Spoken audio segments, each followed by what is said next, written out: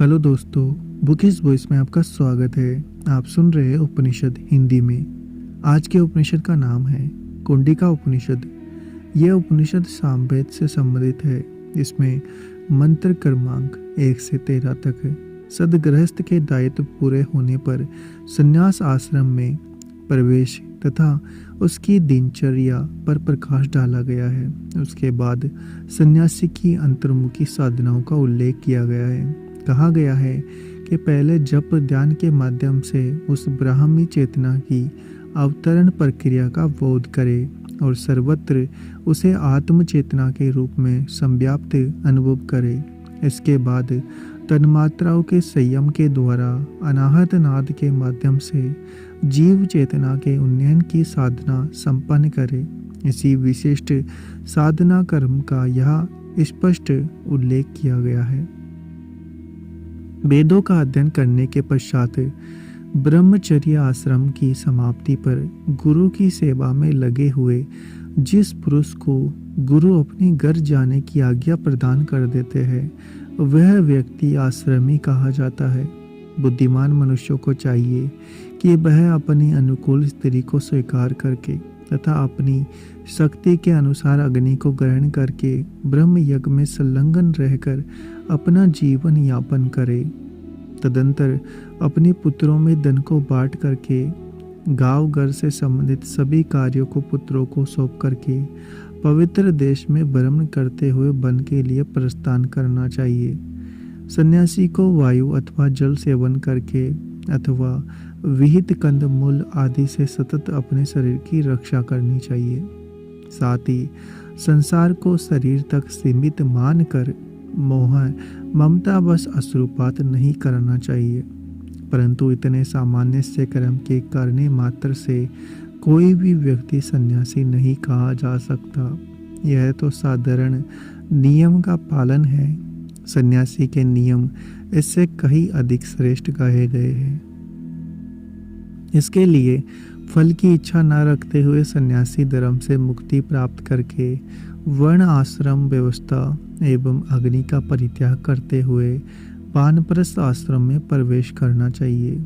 साधारण लोगों की तरह स्त्री एवं सांसारिक सुखों का परित्याग कर वन में गमन करके अनुष्ठान आदि करने से क्या लाभ है, अथवा गर्भवास के वय से ठंडी गर्मी सुख दुख आदि से व्यवहित हुआ मनुष्य सांसारिक भोगों का त्याग क्यों करता है।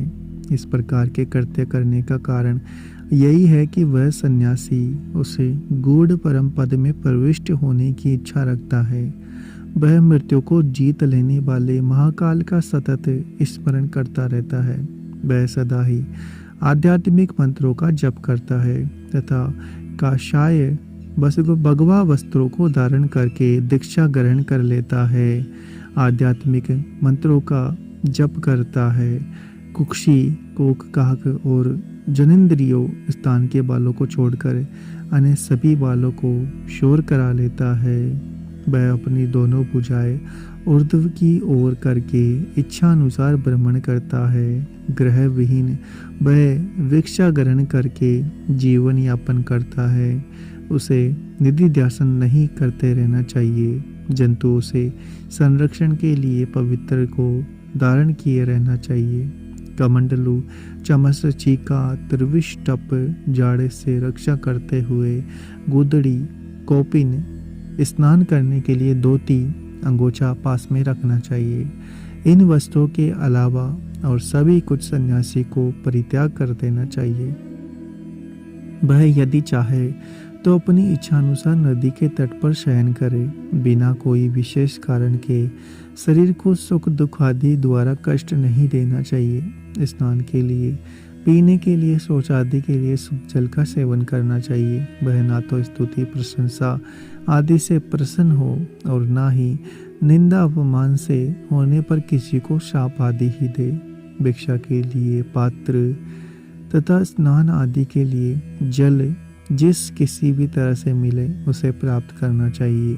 इस प्रकार से अनुपम श्रेष्ठ आचरण को स्वीकार करके यति को सदा ही जप करते रहना चाहिए। सुधी जनों को अपने मन में यह भावना करनी चाहिए कि यह विश्व रूप ब्रह्म और मनु अर्थात प्रणव रूप अक्षर ब्रह्म दोनों एक ही है। आकाश से वायु, वायु से ज्योति, ज्योति से जल और जल से पृथ्वी, इन सभी भूतों में जो अविनाशी ब्रह्म सर्वत्र व्याप्त है, ऐसे उस ब्रह्म को मैं प्राप्त हुआ हूँ। अजर अमर अक्षर अव्यय को मैं प्राप्त हुआ हूँ। मैं अखंड सुख सागर रूप हूँ। मेरे मध्य में बहुत सी लहरें माया रूपी वायु के द्वारा प्रादुर्भूत एवं विलीन होती है। यह ब्राह्मी चेतना के सूक्ष्म से स्थूल में क्रमशः अवतरण का ध्यान बतलाया गया है। आगे इसी चेतना के स्थूल से सूक्ष्म में आरोहण की साधना पर भी प्रकाश डाला गया है। मेरा इस शरीर से उसी तरह का संबंध नहीं है जैसे आकाश का मेघ से कोई भी संबंध नहीं रहता। अतः इस शरीर के जागृत, स्वप्न और सुसुप्ति आदि अवस्थाओं में मेरा जीवात्मा का क्या संबंध है? मैं जीवात्मा आकाश की भांति कल्पना से परे अर्थात ऊपर हूँ। सूर्य के सदृश अन्य सुनहले आकर्षक पदार्थों से पृथक हूँ। पर्वत की तरह सतत स्थिर रहता हूँ तथा समुद्र की तरह अपार हूँ। मैं ही नारायण हूँ। नरकांतक, पुरातक, पुरुष तथा ईश्वर भी मैं ही हूँ। मैं ही अखंड बौद्ध स्वरूप समस्त प्राणियों का साक्षी, ईश्वर रहित, अहंकार रहित और ममता रहित हूँ। अब प्राण अपान के अभ्यास के विषय में वर्णन करते हैं। वृषण तथा गुद्दा के बीच में दोनों हाथों को रखे, दांतों से जीवा को धीरे धीरे दबाते हुए एक जौ के बराबर बाहर निकाले। मात्र माश लक्ष्य को अनुसंधान करके दृष्टि को श्रोत्र और पृथ्वी पर स्थिर करे, जिससे श्रवण और नासिका में गंध न स्थापित हो सके। आगे के मंत्र क्रमांक 20, 21, 22 में सभी तन्मात्राओं को रुद्ध करके हृदय के तप से उत्पन्न नाद के माध्यम से आत्म चेतना को ब्राह्मी चेतना के साथ संयुक्त करने की साधना का संकेत है। इसके लिए देहस्थ सभी तन्मात्राओं को संयमित करने की स्वानुभूत प्रक्रिया का संकेत ऋषि ने मंत्र क्रमांक 27, 28, 29 में किया है। इसमें स्थूल और सूक्ष्म क्रियाओं का संयोग है। शब्द, स्पर्श, रूप, रस, गंध, इन पांचों तन्मात्राओं को संभारी संवेदना से असंबद्ध करके ही अंतः अनुभूति में उतरा जा सकता है। ध्यान में नेत्र बंद करने से अग्नि की तन्मात्रा रूप से बाह्य संकेत बद्ध हो जाते हैं। मंत्र 28 के अनुसार संयम धारणा ध्यान समाधि से स्पर्श एवं रस की तन्मात्राएं अंतर्मुखी होती है। मंत्र 19 में पृथ्वी और स्रोत पर दृष्टि स्थिर रहने के लिए उड़द के बराबर लक्ष्य का अनुसंधान करने को कहा गया है। वह बिंदु कई नासिका मूल और कर्ण मूलों के मध्य मस्तिष्क में ही हो सकता है, जहाँ गंध और शब्द का अनुभव करने वाले संवेदन कोश स्थित हो।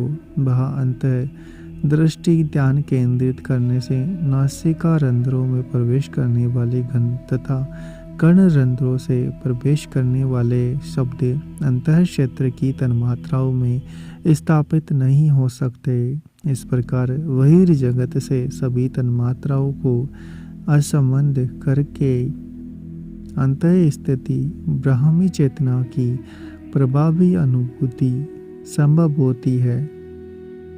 जो ब्रह्म का चिंतन करता है वही स्वयं ब्रह्म रूप हो जाता है तथा वही शिव है। उसे अविनाशी ब्रह्म को पूर्व जन्म में किए हुए पुण्य कर्मों के फल स्वरूप अभ्यास द्वारा ही प्राप्त किया जा सकता है। वायु के नाद का प्रकट होना ही हृदय का तप कहा जाता है। वह शरीर को वेद कर ऊर्ध्व की ओर गमन करता हुआ मुर्दा को प्राप्त कर लेता है। सामान्य जीवन में पृथ्वी तत्व के संचरण से गंध उत्पन्न होती है। गंध की अनुभूति से जल रस सक्रिय होकर स्वाद को उत्तेजना मिलती है। रस की उत्तेजना से अग्नि जठराग्नि में तीव्रता होती है।